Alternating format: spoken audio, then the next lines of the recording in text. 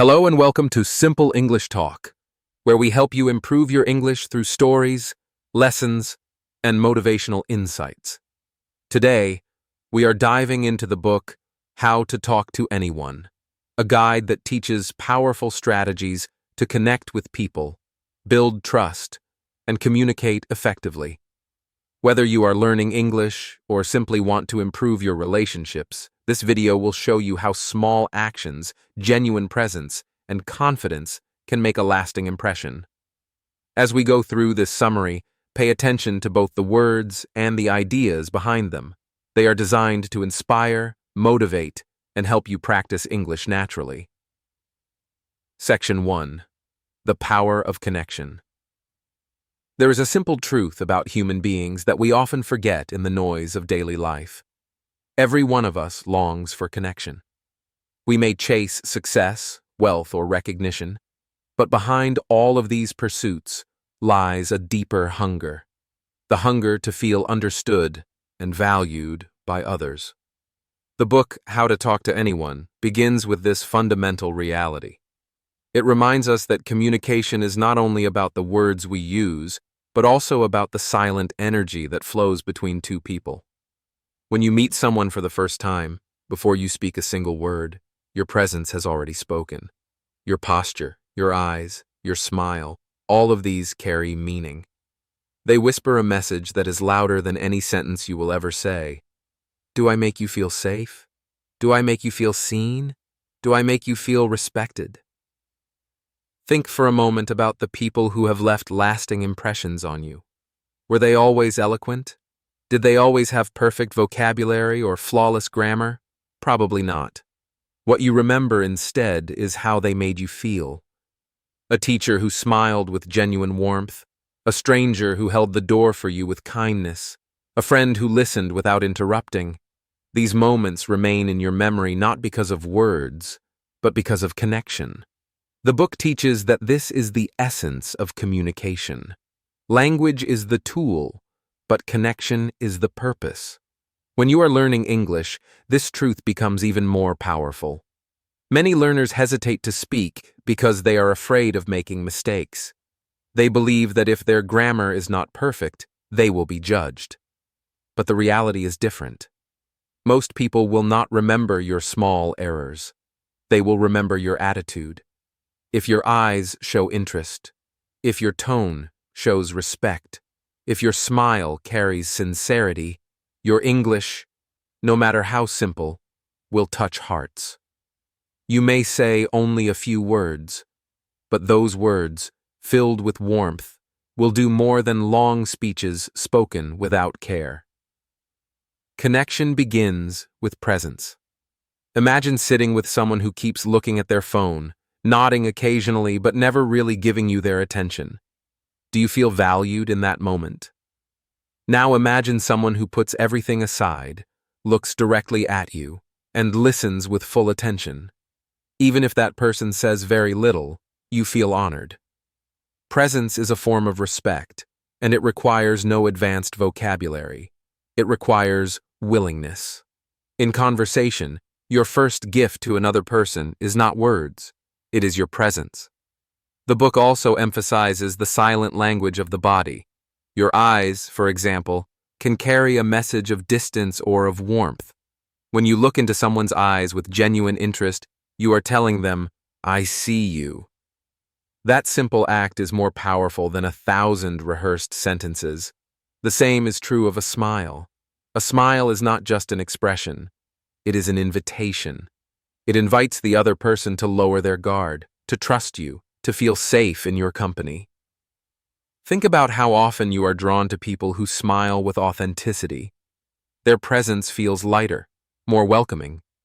Your smile, when combined with kind words, becomes a key that opens doors to connection. Another powerful lesson from How to Talk to Anyone is that connection is not about impressing others. Too many people enter conversations with the desire to show how intelligent, talented, or successful they are. They speak to prove something. But real connection does not come from proving. It comes from caring. When you shift your attention from yourself to the other person, everything changes. Your words become less about you and more about them. Even a simple sentence like, "How was your day?" spoken with real curiosity can mean more than a long explanation of your own achievements. In English learning, this is a gift because you do not need advanced structures to show interest. Simple questions, spoken sincerely, can create deep bonds. Think about a child learning to speak. The child does not begin with perfect grammar. They begin with sounds, with expressions, with gestures of love. And yet, even with these small beginnings, they create strong bonds with parents and family. Why? Because the desire to connect is greater than the desire to impress. Adults forget this. We believe that we must be perfect before we can be accepted. But perfection is not what makes us human. Humanity is what makes us human. Connection grows not from flawlessness, but from openness. If you remember only one thing from this part of the book, let it be this. People are not drawn to your words first. They are drawn to your presence. They are drawn to your energy, your sincerity, your willingness to care. Language is important, yes. It helps us express ideas, share stories, and build knowledge. But underneath the words lies something deeper, the human spirit reaching out to another human spirit. That is where true communication begins. When you walk into your next conversation, whether in English or in your own language, remember that you are carrying more than words. You are carrying a message of humanity. You are carrying the power to make another person feel valued. And when you do that, you will not just be speaking English. You will be speaking the universal language of connection. Section 2. First impressions. That last. Imagine this. You walk into a new classroom, a workplace, or even a small gathering. The room feels unfamiliar, and your heart beats faster. You wonder how people will see you. Will they notice your nervousness? Will they like you? In these first moments, before you say much at all, you are already shaping the story of who you are in their minds. This is the power of first impressions, and the book How to Talk to Anyone reminds us that these first moments matter more than most of us realize. Research in psychology shows that people often form an opinion about someone within the first few seconds of meeting them. These opinions can last for weeks, months, even years. That may feel intimidating, but it is also an opportunity. If you know how to manage the first impression, you can set the stage for trust, respect, and genuine connection. The good news is that you do not need perfect English to do this. What matters most is how you carry yourself, how you greet, and how you make the other person feel in that first encounter. Think about a time when you met someone who immediately made you feel comfortable. Perhaps they looked you in the eyes, smiled warmly, and gave a firm but friendly handshake. Their words may have been simple, but their presence communicated openness. Compare that with someone who avoided eye contact, kept their arms crossed, or spoke with a rushed and distracted tone. You likely felt a barrier. In both cases, it was not the complexity of their language that shaped your impression. It was the small signals they gave through body language and tone. The book highlights simple but powerful techniques that anyone can use. One is the flooding smile. This does not mean smiling too widely or in a fake way. It means allowing your smile to grow naturally when you greet someone, letting it show warmth and sincerity. Another is maintaining good posture. Standing tall, with your shoulders relaxed and your body open, communicates confidence and calm. Even if your English words are limited, these non-verbal signals prepare the listener to see you positively. Now let us talk about words. Many English learners worry that they will say the wrong thing when meeting someone for the first time. The truth is, first impressions are not about saying something clever or unique. They are about showing interest and respect. A simple sentence like, "It is nice to meet you," or "I am happy to be here," can be enough, if it is spoken with sincerity. Do not underestimate the power of small, polite phrases. They act like a key that unlocks the door to further conversation. Here is a short story to illustrate this point. A young man once attended a business conference where he knew almost no one. He was nervous about his English because it was not his first language. When he met people, he simply extended his hand, smiled, and said, "It is a pleasure to meet you." He worried that this was too simple, but to his surprise, many people remembered him. Why? Because his tone was genuine, his smile was warm, and he listened when others spoke. While other participants tried to impress with complex introductions, his humility and authenticity made him stand out. This example teaches us something important. People do not remember first impressions because of the exact words. They remember how those words made them feel. If you can make someone feel respected and valued within the first minute of meeting them, you have created a foundation for deeper conversation. This is why the book emphasizes gestures, tone, and presence as much as words. Another useful technique is mirroring. This means subtly matching the other person's body language or energy level. If they are calm and soft-spoken, lowering your own tone creates harmony. If they are enthusiastic and expressive, showing a little more energy makes them feel connected. Mirroring is not about copying. It is about creating a rhythm between you and the other person. Even as a learner of English, you can practice this. It shows attentiveness and builds trust, making the first impression stronger. First impressions also extend beyond individuals. Consider how you present yourself in group settings. If you enter a group with openness, making eye contact and greeting everyone, you establish yourself as approachable. If you remain silent, looking down or avoiding contact, people may assume you are uninterested, even if that is not true. The book suggests preparing a few universal phrases you can use in group introductions, such as, "Hello everyone, I am glad to meet you," or "Thank you for welcoming me." These simple lines, paired with confidence, can transform the way people see you.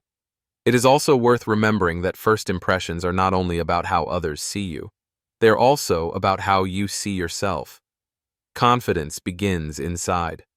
If you approach a conversation believing that you have value, others will feel it. If you approach with doubt, that doubt will show in your posture and tone. The book encourages readers to practice positive self-talk before entering new situations. Telling yourself, "I am calm, I am prepared, I am open," can shift your mindset and shape the impression you give. Ultimately, first impressions are about creating an atmosphere of trust. Your body language, your smile, your tone, and your words all work together to send a message.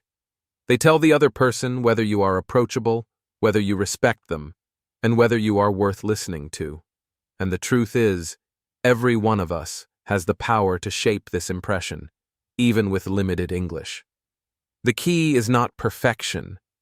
It is presence, sincerity, and the courage to greet the world with openness. Section 3. The Art of Listening. In the modern world, voices surround us everywhere. Phones ring, notifications flash, conversations overlap, and the noise of life seems endless. We are taught from childhood how to speak, how to express our opinions, how to stand out, but very rarely are we taught how to listen. And yet, listening is the hidden foundation of true communication. Without listening, words become empty. Without listening, conversations are like rivers with no depth, shallow, rushing, and soon forgotten. The book How to Talk to Anyone shares a powerful truth. The greatest conversationalists are not those who speak the most, but those who listen the best. This idea can seem strange at first. Many people believe that to be good in conversation, you need quick responses, clever jokes, or impressive stories. But in reality, people are drawn to those who make them feel heard. Listening, when done with presence, becomes an act of love. It tells the other person, Your thoughts matter. Your feelings are valid. Your story is safe with me. Imagine sitting across from someone who is truly listening to you. Their eyes are steady. Their body is calm. Their phone is out of sight. They are not waiting impatiently for their turn to talk. They are not rehearsing their reply in their head. They are simply present. In such a moment, you feel lighter. The burden of your thoughts seems easier to carry. Listening creates space, and in that space, trust is born. This is the art that many of us overlook. We confuse listening with silence. But silence alone is not listening. You can be silent while your mind wanders far away. True listening requires attention, not only with the ears, but also with the heart. It is leaning gently toward the speaker, nodding to show understanding, and echoing their words to confirm you care. Even small phrases like, "I see," "I understand," or "that must be difficult," can turn a simple exchange into a meaningful connection. For English learners, this is especially important.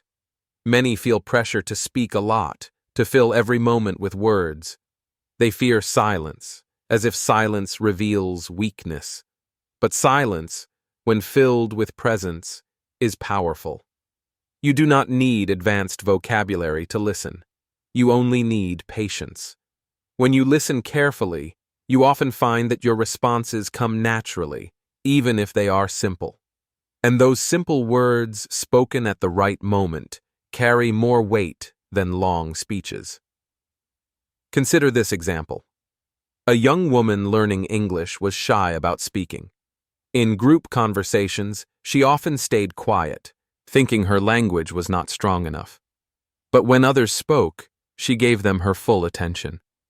She nodded, smiled, and asked short questions like, "Really?" or "And then what happened?" People began to notice that she was different. They felt respected around her. Though she spoke less, they enjoyed her company more. In time, her English improved, but even before that, her listening made her memorable. Listening also requires humility. When we listen, we let go of the desire to control the conversation. We step out of the spotlight and allow the other person to shine. This can feel uncomfortable in a world that celebrates performance and visibility. But relationships are not built on who speaks the loudest. They are built on who makes others feel valued. When you choose to listen, you give someone a gift that cannot be bought: your full presence. There is also a deeper level of listening, one that goes beyond words. Sometimes people share their struggles, but what they need most is not advice. They need empathy. They need someone to sit quietly beside them and feel their pain without judgment. This is listening with the heart. You hear not only the sentences, but also the pauses, the tone, the unspoken emotions. In these moments, even if your English is limited, your compassion speaks louder than language. A gentle, "I understand," or even a silent nod can say more than 1,000 perfect sentences. Meditation teaches us to be still and observe. Listening is like meditation in conversation. You slow down, you breathe, you give attention to the present. Each word from the speaker becomes like a drop of water, and you hold it carefully, without rushing. In this way, listening transforms not only the speaker, but also the listener. It makes you calmer, more patient, more compassionate. The book reminds us of a simple but profound practice. When someone is speaking, imagine that at this moment, they are the most important person in the world. Give them the dignity of your full attention. Do not interrupt. Do not rush to correct. Do not turn the conversation toward yourself too quickly. Instead, allow their thoughts to unfold. When you do this, you will find that people open their hearts more easily. They feel safe with you, and safety is the soil where real connection grows. As you continue your journey of learning English, remember that listening is not only a skill for others, it is also a teacher for you. The more you listen, the more vocabulary you absorb, the more natural expressions you hear, the more rhythm of the language you feel. Listening trains your ear and your heart at the same time. It improves not only your English, but also your humanity. So let every conversation become a meditation. Listen not just to words, but to the silence between them. Listen not just with ears, but with eyes, with body, with heart. And in that listening, you will discover something greater than fluency. You will discover the quiet art of connection. Section 4. Building deeper relationships. Conversation is only the beginning. Relationships are the real destination.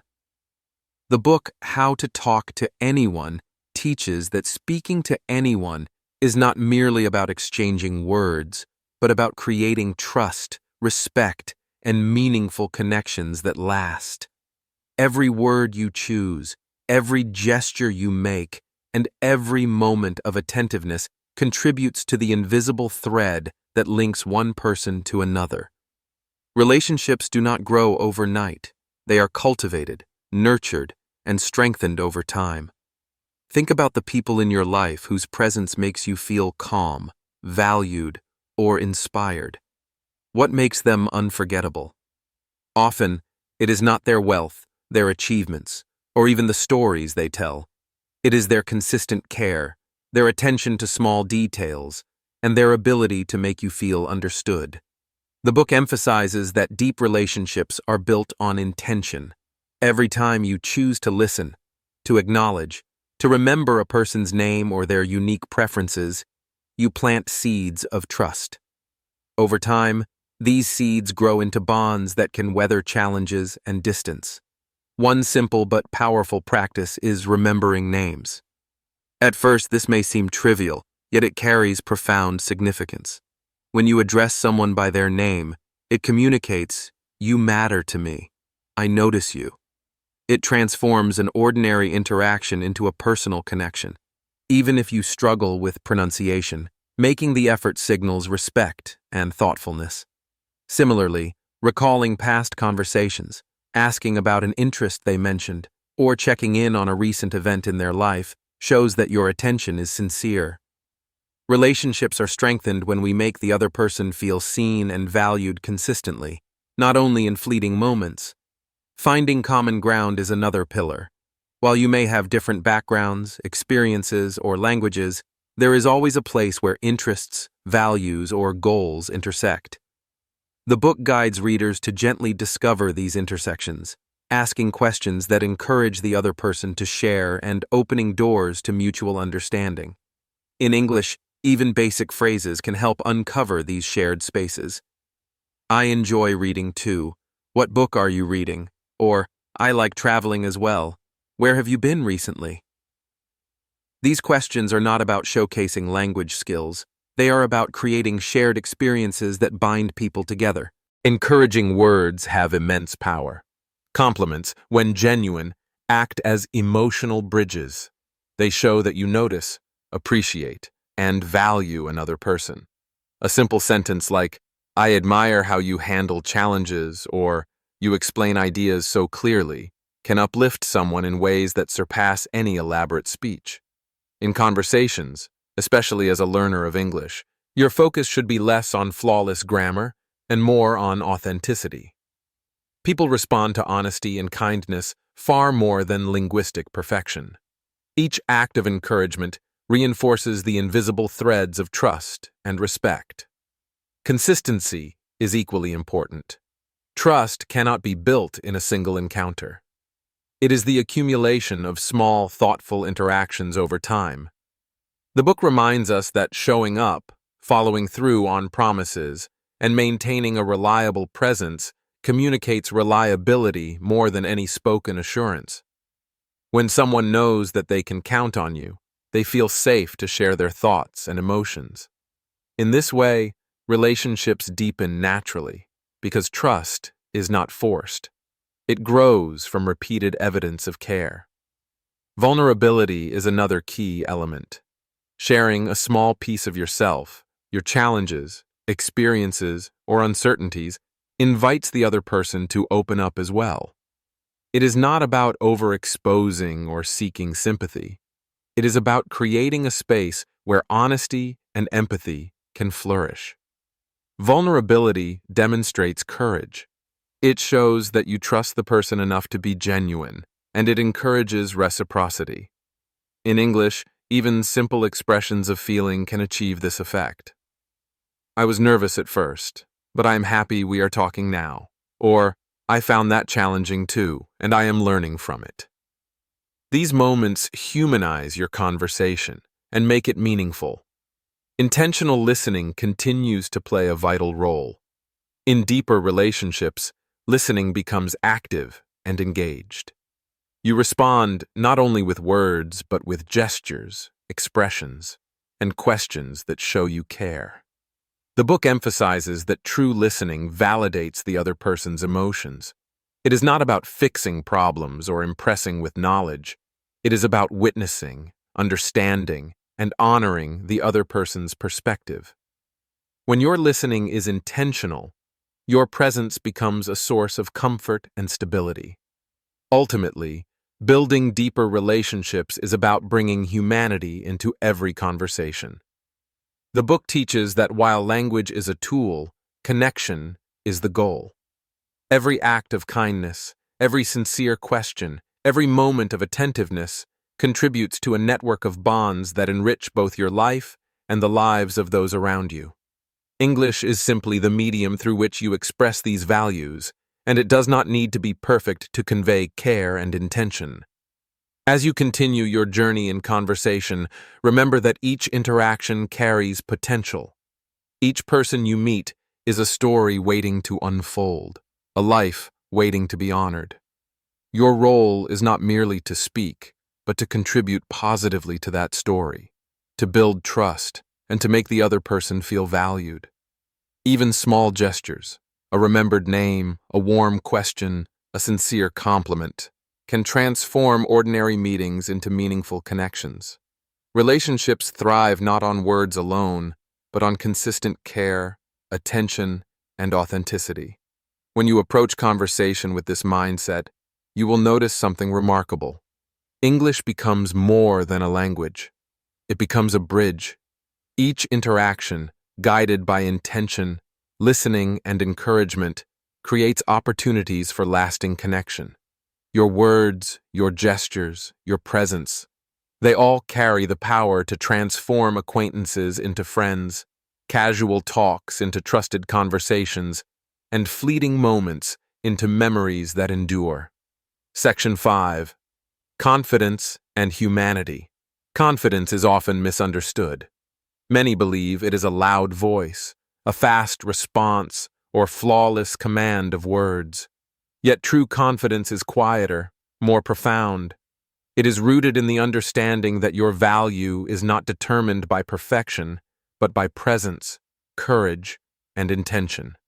The book, How to Talk to Anyone, reminds us that people do not remember every word you say, every phrase you craft, or every grammatical nuance. They remember how you made them feel.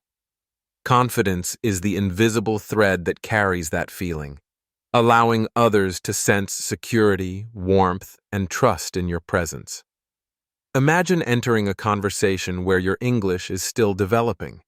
Perhaps your vocabulary is limited, or you hesitate to form complete sentences. Many would see this as a weakness, but in reality, it is an opportunity. Confidence allows you to step forward regardless of imperfections. It tells the world that your ideas, your thoughts, and your curiosity matter.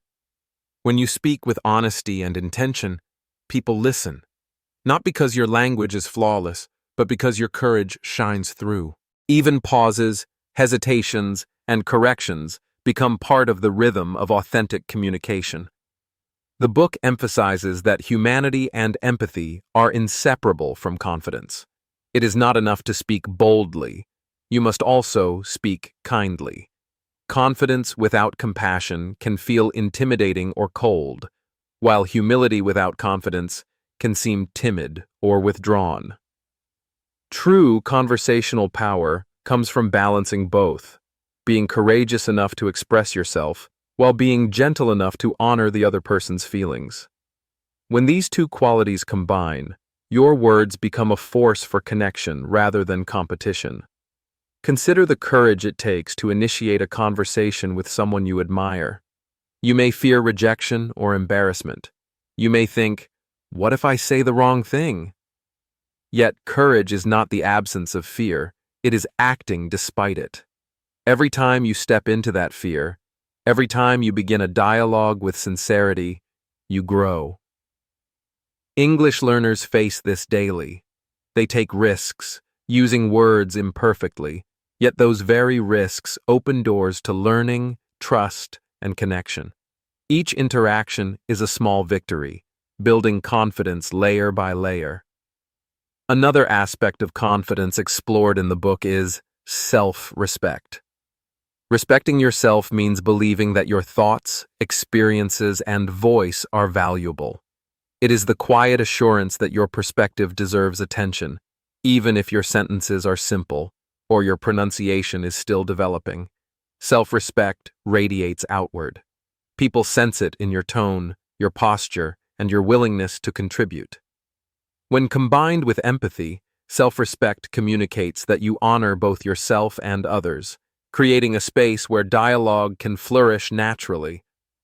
Humanity in conversation is what transforms ordinary communication into memorable interaction. It is not about impressing, dominating, or performing. It is about connecting, understanding, and inspiring. The book illustrates that when you treat every conversation as an opportunity to bring out the best in another person, you not only impact them, you also transform yourself. Acts of kindness, patience, and attentiveness resonate more deeply than perfect grammar or eloquence ever could. Your humanity becomes your greatest skill. Confidence also grows from practice and persistence. Speaking in a new language, introducing yourself to strangers, or sharing your thoughts in a group can feel intimidating at first. Each attempt, however small, strengthens your ability to face uncertainty. Over time, what once felt daunting becomes natural. The book encourages readers to view mistakes not as failures, but as stepping stones. Each correction, each moment of adaptation contributes to the quiet, enduring strength of confidence. You learn that your presence matters more than perfection, and that authenticity always carries weight. Empathy and listening remain crucial.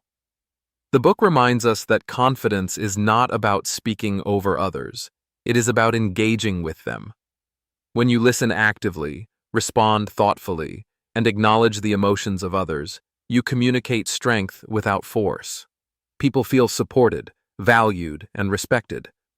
Even brief conversations become meaningful when they are grounded in humanity. Your confidence is amplified, not by dominance, but by your ability to make others feel secure and understood. There is also a freedom that comes with embracing imperfection. You do not need to be flawless to be heard, appreciated, or remembered.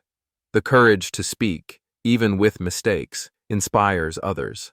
It shows that language is a tool, not a barrier. When you bring confidence and humanity together, you create an environment where mistakes are natural, growth is expected, and connection is inevitable. Every word, every smile, every act of listening becomes a building block of trust. Ultimately, How to Talk to Anyone teaches that conversation is a mirror of life itself. Confidence and humanity are not just skills, they are reflections of your inner character. When you approach people with courage, sincerity, and care, you leave a lasting impression. You do not simply exchange words, you build bridges, strengthen bonds, and honor the shared human experience. English becomes more than a language. It becomes a vehicle for transformation, a path to understanding, and a means to touch hearts. When you step into a conversation tomorrow, remember this: your confidence is quiet, your humanity is powerful, and your presence alone carries meaning. Speak with courage, listen with empathy, and let the light of your intentions shine. Every interaction is an opportunity to grow, connect, and inspire. English is the tool, but your heart is the message. Thank you for watching this video and exploring the principles of how to talk to anyone. Remember, learning English is not just about grammar or vocabulary. It is about connecting with people, expressing your thoughts with confidence, and listening with empathy. Each conversation is an opportunity to grow, to practice, and to inspire. If you enjoyed this video, make sure to subscribe to Simple English Talk for more stories, lessons, and motivational insights that will help you improve your English fluency. Keep practicing, stay confident, and remember that every small step brings you closer to becoming the person who can truly connect with anyone.